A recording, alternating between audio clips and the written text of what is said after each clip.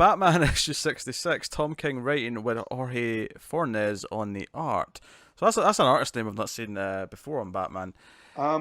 I'll tell you this: I Hmm. expect that person to be working with Brubaker any day. It's this was noir as You know, shit. Art was And pretty good. before we talk about the story, this artist, not only is it super noir and like it's got the that shadiness that I associate with Ed Brubaker and stuff, it also he kind of mimics Frank Miller, or not Frank Miller, but the Year One artist.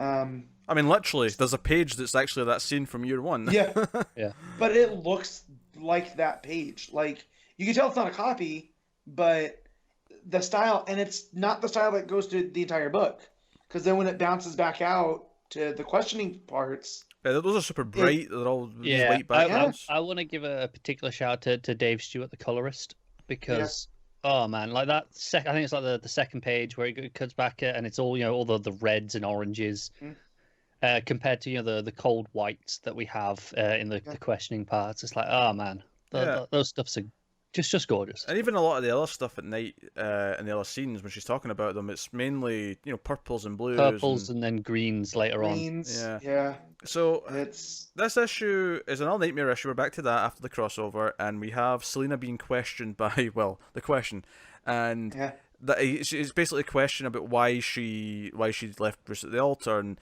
she keeps saying I left a note, yada yada yada. yeah, And it was about making not distracting him because he can't do two things. He can't be something else. He can't be a husband and be Batman. He has to just be Batman, right? It's right, noble and all that. And ultimately, he's just not quite buying it. And she eventually, the last line of the book is, "Okay, I lied." was yeah. the last thing. But this is all in Batman's head. This is not really Selena. This is not really the question. This is Mm. his subconscious doing this. Yeah, I still like that King kept the boat versus the street Yeah. going. Like that's one of my favorite runners that he's got going. And yeah, and it's Batman processing. I still don't know if I'm enjoying this arc because I it's that, I will say I think this is the best issue of the arc. no, it is.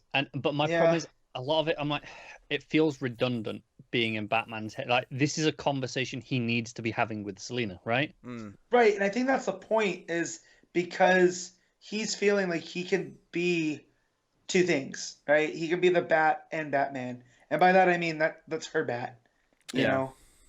Um, I kind yeah, of read it as he's like he's read the note. He understands what she said about why she's done this. He's trying to process that, and I think this is him trying to work out in his mind if this is true, and if there's actually any truth to this.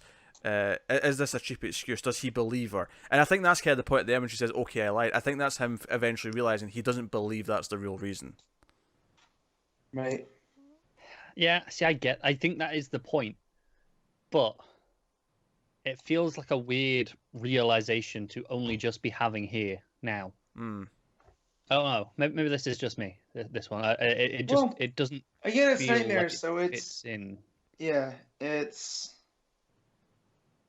I yeah. mean, I don't I know, will say man. I This enjoyed reading this in the sense that I could remove every single bit of dialogue or narration and still have a fantastic looking book with a flow to it. Yeah, yeah, there's a flow to it. I like that those two pages where he gets down. It's the idea is that he always gets back up, right? So he's lying down in a pool of blood with yeah, Penguin, and then each panel the villain changes. So the second one it's Riddler, he's getting back up. That's Mister Freeze, he's almost back to his feet. That's the Joker, and he's actually up and ready to go.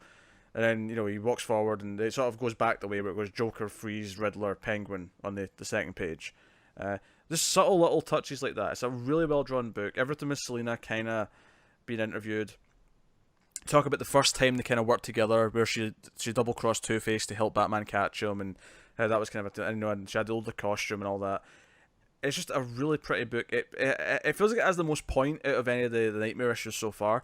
yeah, Admittedly, I agree there's some redundancy feeling here, where I feel like we have done some of this stuff before in terms of Bruce and Selena's relationship, and I've always liked it when they've done it. But it is maybe the third or fourth time we've had kind of this style of issue about their past. Yeah. Do you know what I hmm think it's I'm going to compare this to the current arc in Detective Comics Hmm. in that so it's all in his head.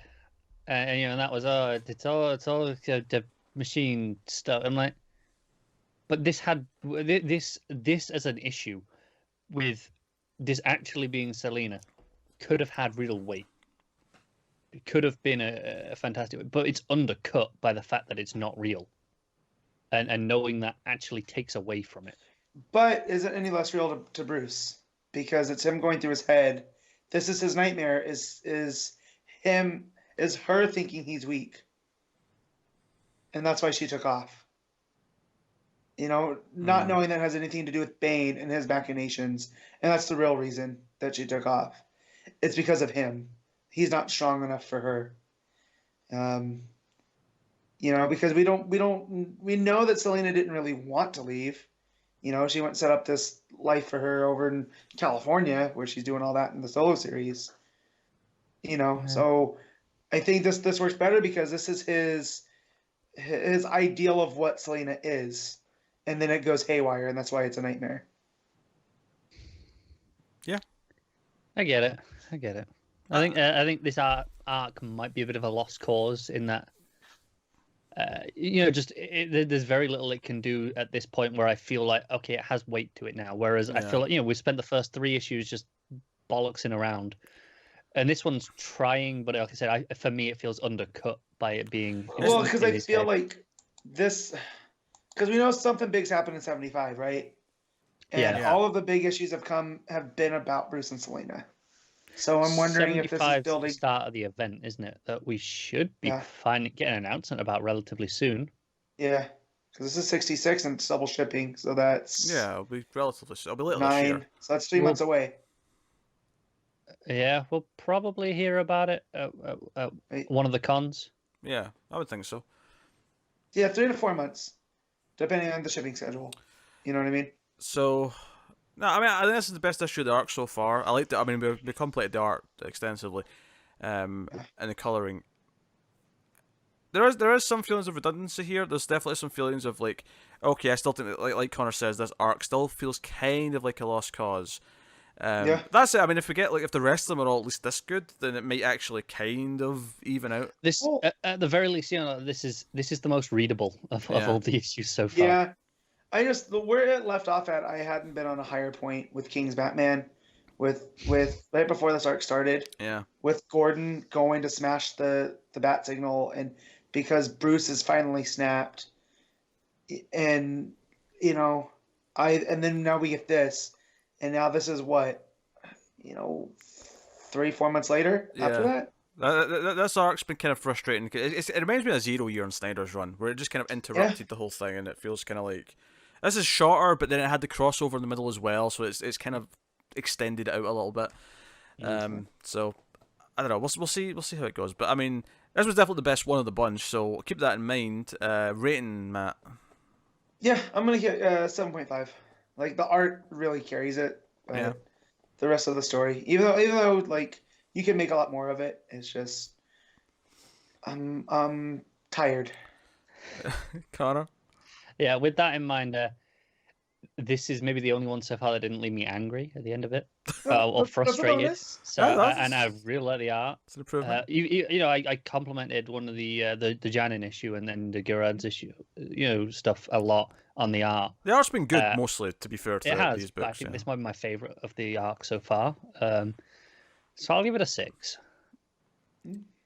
I'll give it a 7. I'd love to be higher, but we have danced this dance a little bit a couple of times already, and I think for me that diminishes it a little bit because I loved the first couple of times we did something like this. Like that first the rooftops. Rooftops. Yeah. Man. Rooftops, and there was a couple in the build up to the wedding that did kind of similar things, and I like those again as well. This one, you know, still really good art, but does feel like we've done it before.